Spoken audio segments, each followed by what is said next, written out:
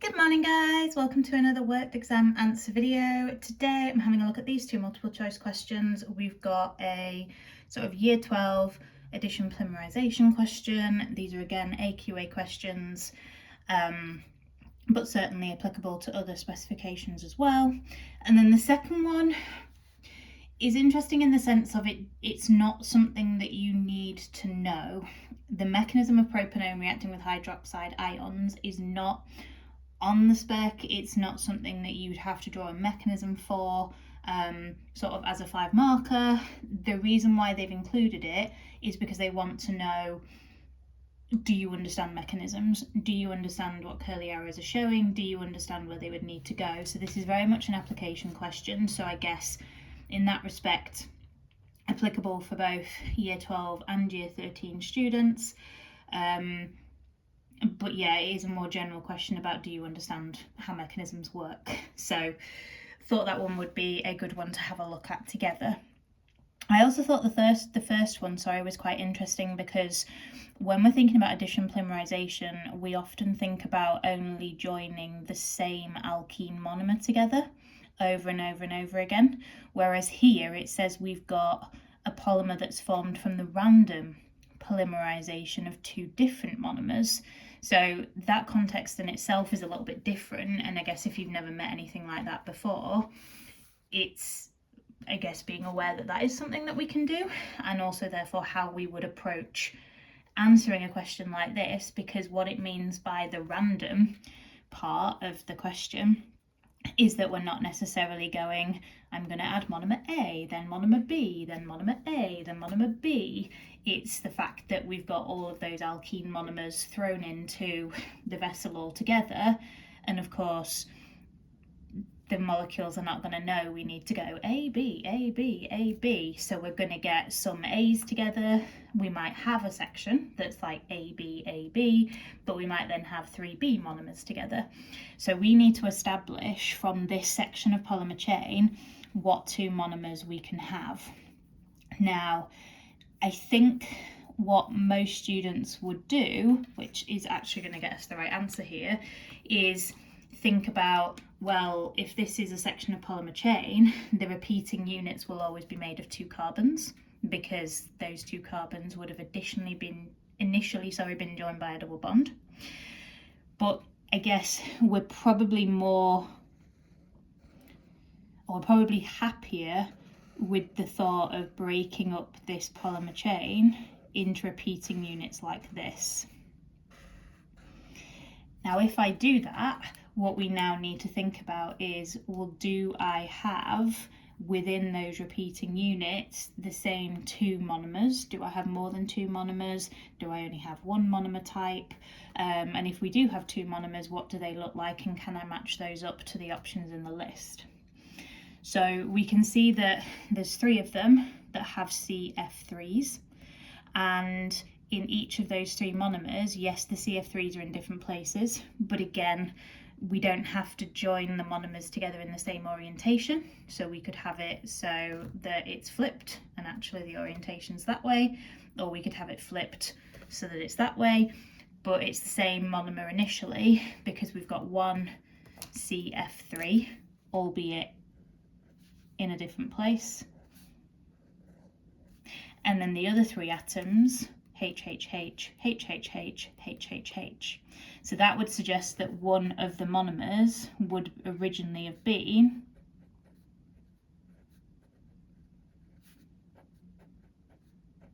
that. And then we'd need to do the same with the other monomer and see whether we've got the same atoms on those 3 repeat units. So we've got 2 there and 1 there.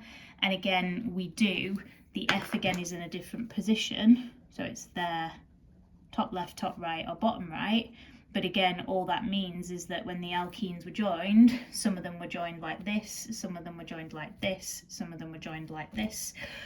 And so because we've got 3 repeat units that are the same, and then 3 separate repeating units that are then different from the first, but the same as each other, we come out with these 2 monomers.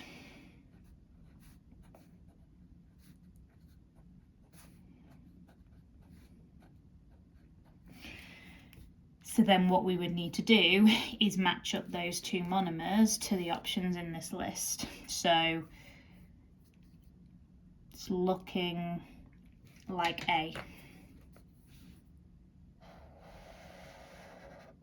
is going to be the right answer there, because we don't have one monomer that only has hydrogens, so it can't be B and C, and we don't have one monomer that's got more than one part with F's on, so it has to be A. Now you might be thinking, well, that's fine, that's fairly straightforward. Now I think this question would have been made harder had they have opted to kind of show the section of polymer chain in a different way, because yes, it makes sense to kind of break the chain with the yellow lines, but what would happen if instead the repeating units were as shown by the purple lines? Not made this very easy for myself. Just because we've been given a section of the polymer chain, it doesn't necessarily mean that the first two carbons were from the same monomer, because it's a random section of chain. So it could be that actually the repeating units are where the purple lines are.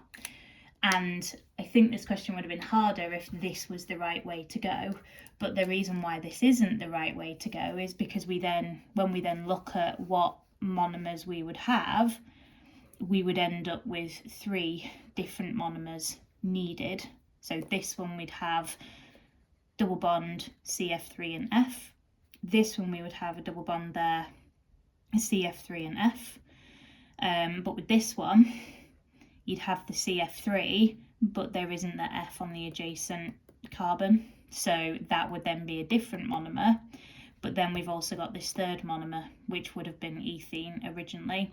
So we can't do it via the purple way, because that would give us 3 different monomers. And it says the random polymerization of 2 different monomers. Now, I think that splitting it via the yellow lines makes more sense, and it's good for you guys that that's led to the right answer in this case. But I guess in future questions, it might be that the way you naturally want to break it down doesn't give you the right option. So just appreciating that we can have the different segregations for the different parts of the chain that you've been given, I guess. And hopefully I've made sense with that. Onto this mechanism one, we've got a bit of an equation for the equilibrium mixture that's going to form when the hydroxide ions from the alkali are going to react with the propanone. Having that there is really important, because what we're going to be able to do is see, well, what has changed from this structure, the propanone, to what we have on this side, this kind of like alkene double bond with an O with a negative charge.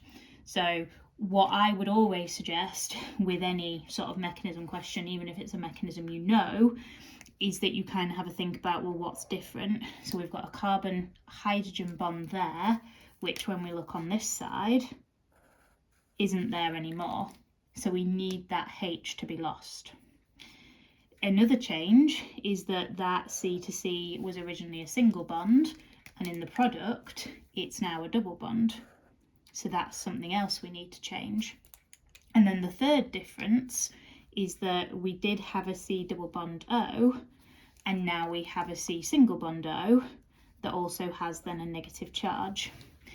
And so from there, using our understanding of mechanisms, we should be able to work out what steps were necessary in order to see these changes come about.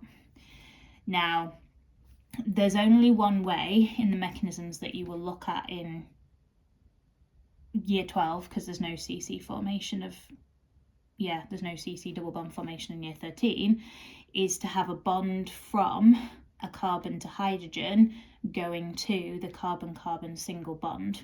So that would suggest that what is going to happen here, if that hydrogen has gone, is that we're going to have a curly arrow from the carbon to hydrogen single bond to the carbon-carbon single bond, and that is showing that the electrons are moving from this bond to form a new bond between these two carbon atoms. And remember, curly arrow shows the movement of a pair of electrons, and you can only ever start a curly arrow at a bond or a lone pair, and those are really important points. Now, if that happens, we might want to think about, well, how is that going to happen?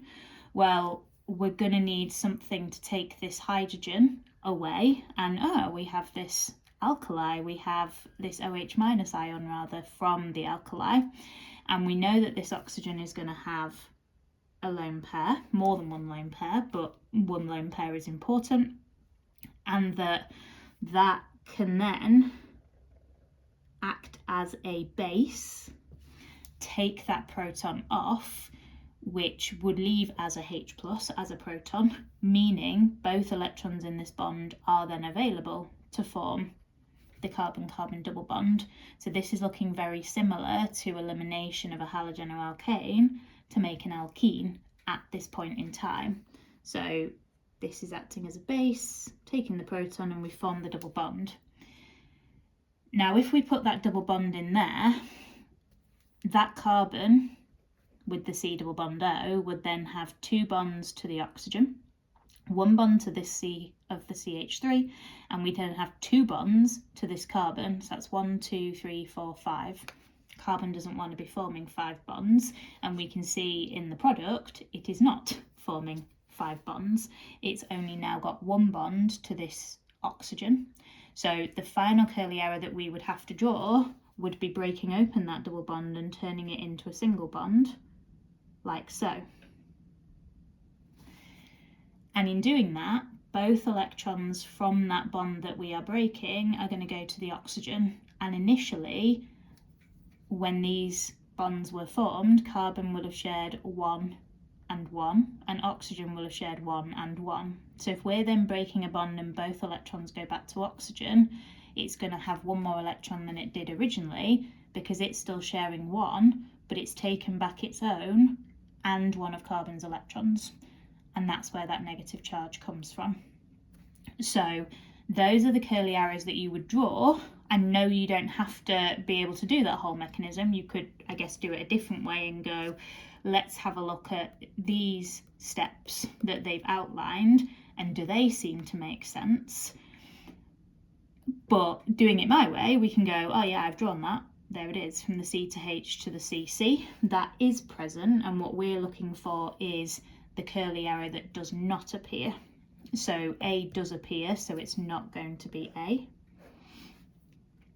B, I've not drawn that, and I guess even without what we've drawn, if we just look at what we need the oxygen to have, aka a negative charge, moving the electrons to here is going to make the oxygen relatively electron deficient, so it's not going to then have a negative charge, so that is wrong, and that's the one that therefore doesn't appear in the mechanism, which is therefore our correct answer.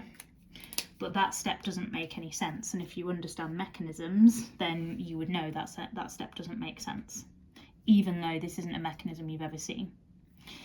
C has shown that taking a hydrogen. Now, they've taken this hydrogen here by the looks of it, rather than the one at the bottom, and that could confuse some students, but it doesn't matter if we take this one or this one or this one, we're still going to end up with 2 hydrogens on this carbon as opposed to 3, and because we've got non-restricted rotation around that carbon-carbon single bond, I can take any of those and the product would come out looking the same.